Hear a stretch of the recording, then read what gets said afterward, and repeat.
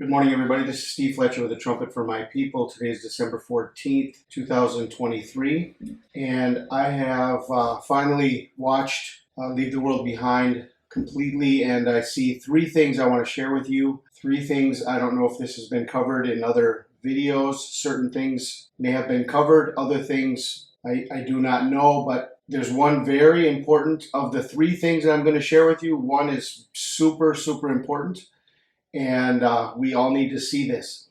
Okay, so the first thing I want to share with you is the opening. One of the opening scenes, as it was giving the opening credits, it shows the distress flag of the United States of America, upside down flag. Okay, this is very important detail. Now, this next detail is the most important. Okay, now in this scene here, we see Ethan Hawke fleeing from a plane that is dropping out. He doesn't know if it's blood or some type of a contaminant or what until he gets farther along. He sees that they are pamphlets that are being poured out. Okay, pamphlets that are being poured out. So it shows the pamphlets, and then we're given the interpretation of what this means. He gives the interpretation of the pamphlet, Death to America, and he repeats it three times. Death to America, death to America. I mean, I don't know what the rest of this means, but this part, it definitely means death to America. He says he saw it on a video game. Remember in the movie Beetlejuice, where they have to repeat Beetlejuice three times? Death to America, death to America, death to America. Okay, now this is the most important part of this whole movie, I do believe, and it has to do with the date of December 8th. It has to do with the pamphlets, which are written in Arabic, and they're being poured out over the United States. Death to America as a warning to come, and this has to do with the events that happened in 1917 in Jerusalem. Okay? I don't want to read this whole article, but this has to do with the events leading up to the recapturing of Jerusalem by Great Britain, General Allenby going into Jerusalem and recapturing Jerusalem from the Ottoman Turks. Jerusalem, December 1917, the moment foretold in the strategy given in Isaiah 31. British troops were stationed in Egypt in the years leading up to these events, and Lieutenant General Sir Archibald Murray gained authorization to build a pipeline to pump fresh Nile water and a railway to supply their troops. By 1917, the water had arrived. Along with the troops in Palestine, the River Nile was bizarrely flowing in Palestine. Secondly, Allenby's airdrop note, when written in Arabic, looks like, surrender the city, al-Nabi, which means the prophet. Many of the Turks left at that time. After the mysterious flying object sent messages from al-Nabi from the evening of December 8, 1917, and all through the night, Turkish troops were leaving Jerusalem. By early the following morning, all had gone, and the mayor of Jerusalem was a small party. With the small party came under a white flag to surrender the keys of the city. That white flag, along with the keys, are on display in the Tower of David Museum today. The formal surrender was accepted by General O'Shea on behalf of the Commander-in-Chief, who himself took the official ceremonial surrender 2 days later. Jerusalem was delivered and not a shot was fired. Rather remarkably, the motto on the airplanes used in Allenby's operation to deliver Jerusalem was a quote from the Quran which said, "I spread my wings and keep my promise." General Allenby officially accepted the surrender at David's Tower by the Jaffa Gate, and a proclamation was read in 7 languages, telling the people they could go quietly and undisturbed about their ordinary business, and all their holy places would be respected. Pay careful attention to this date. So the evening of December 8th through to the day of December 9th was a critical and historical time. In the Jewish calendar, from sunset December 8th through to sunset December 9th, that year fell on the 24th of the Jewish month of Kislev. Okay, so here is the connection. The movie came out on December 8th on Netflix. They're showing pamphlets being poured out over the United States, which say Death to America. And it coincides on the Gregorian calendar with the exact same day over Jerusalem that pamphlets were poured out of an airplane telling the Turks that the prophet had come and that they should surrender Jerusalem back into the hands of Israel or to Great Britain at that time. Well, not only was it December 8th, but it was also Kislev 24. And here we have the Hebrew calendar, Kislev 24 on the Torah calendar. The true date of Kislev 24 is December 8th through December 9th. Everything lines up exactly with these pamphlets that are being shown, being poured out of an airplane on December 8th, okay, based on the date of the Netflix movie being released and the pamphlets saying Death to America. So this is a warning.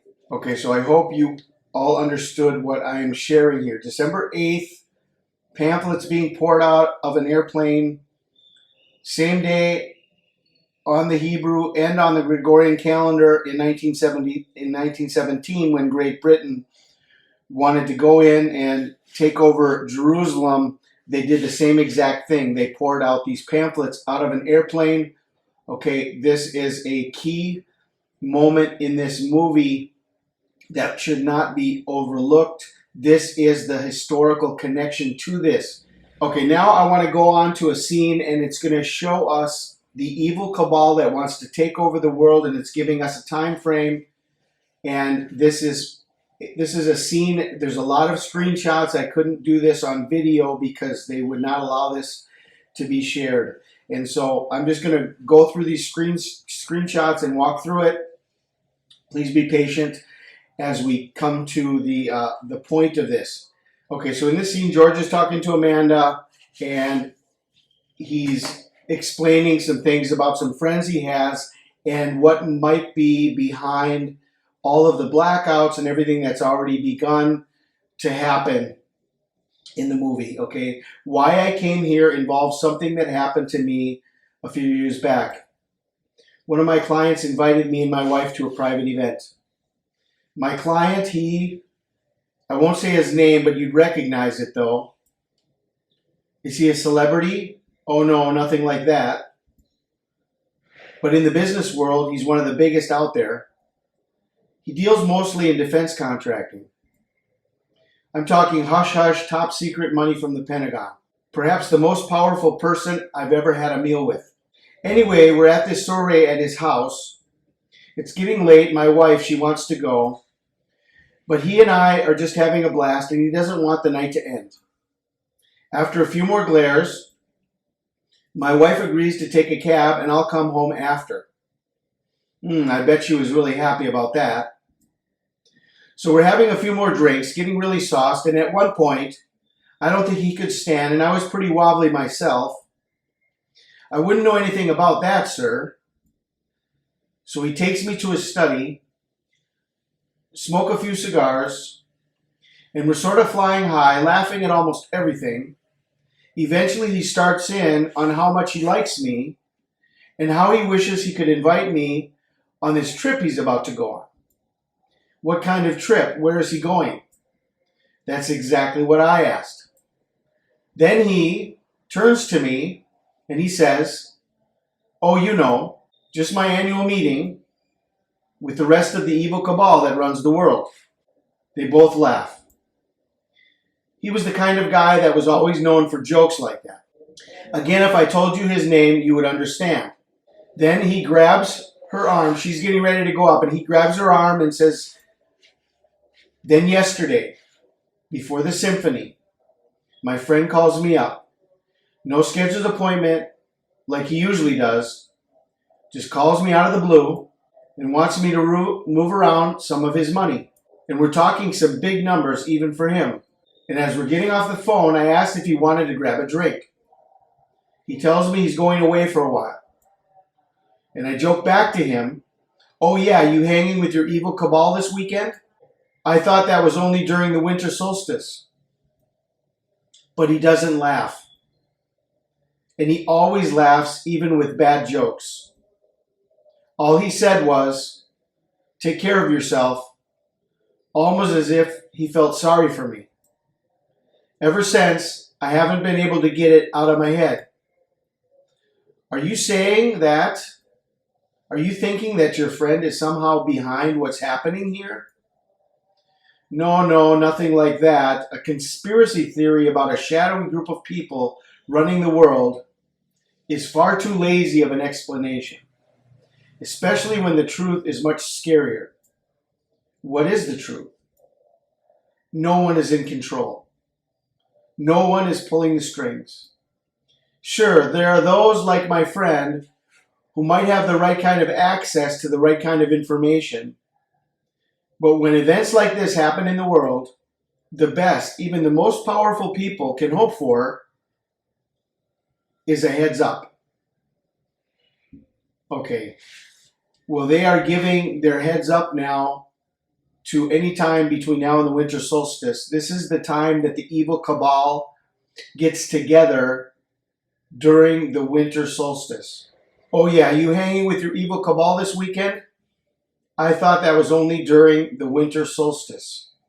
Okay, so here we have during December 8th, during the release of this movie, we've got the COP28, we've got the Evil Cabal all together planning the destruction of America, the takeover of the world, and it's leading up to the timing of the winter solstice. So I think there's a very clear warning here between now and the winter solstice. From the distress flag that was shown at the very beginning, the pamphlets that were being poured out on December 8th, which was also Kislev 24, the exact same day that it was done in 1917. And they're showing that everything that the Evil Cabal is doing is during the winter solstice. Okay, Matthew 24, starting in verse 15. This brings it all together and leads us right to the timing of Hanukkah, where we are now.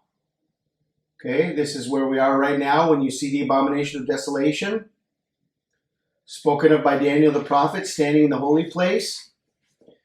Then let those who are in Judea flee to the mountains.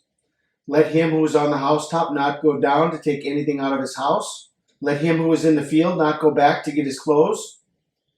But woe to those who are pregnant, to those who are nursing babies in those days. Pray that your flight may not be in winter or on the Sabbath, for then there will be great tribulation, such as not has been since the beginning of the world until this time, no nor ever shall be. Unless those days were shortened, no flesh would be saved, but for the elect's sake, those days will be shortened. So we've been showing this for quite a long time, that this is the most likely timing of the beginning of the tribulation, as it is leading into winter, your flight not in winter on the Sabbath, for then there will be great tribulation. And a lot of the things that were in the movie are already being shown, that they didn't have anywhere to go. They couldn't get medical care. Woe to those who are pregnant, those who are nursing babies in those days. The son was sick, couldn't get to a hospital, couldn't find help. Nobody was there to help him. The neighbor wouldn't help him. Okay? So everybody on their own. Then once this all began, there was no place to go. When you see the abomination of desolation, Hanukkah, pray your flight be not in winter or on the Sabbath. Okay? For then there will be great tribulation. So I think the warning from Leave the World Behind is between now and the winter solstice. So this is where we are right now, December 14th. This is the new moon. If we go to renewedmoon.com, it is expected tonight, the new moon of the 10th month. This is where we are right now. Remember, this is the first Jabiru from 3 years ago, 2020, 3-year warning, December 14th. And Esther was taken into the king's house in the 10th month. So here we go. We're beginning the 10th month. Anywhere from today to the winter solstice. It could be between now and the end of Hanukkah. It could be today. So especially, I would say, we're watching the next 3 days. And if we're not gone by December 17th, then we would watch the winter solstice, which was the Mayan end of the world day of December 21st. December 21st, the Mayan end of the world day And maybe that is why God brought me to Yucatan, Mexico, to blow the trumpet from Yucatan, Mexico. Okay, I'll keep watching and I'll keep sharing whatever I see. I pray you guys are blessed. This is Steve Fletcher with a trumpet for my people, the sign of his coming revealed.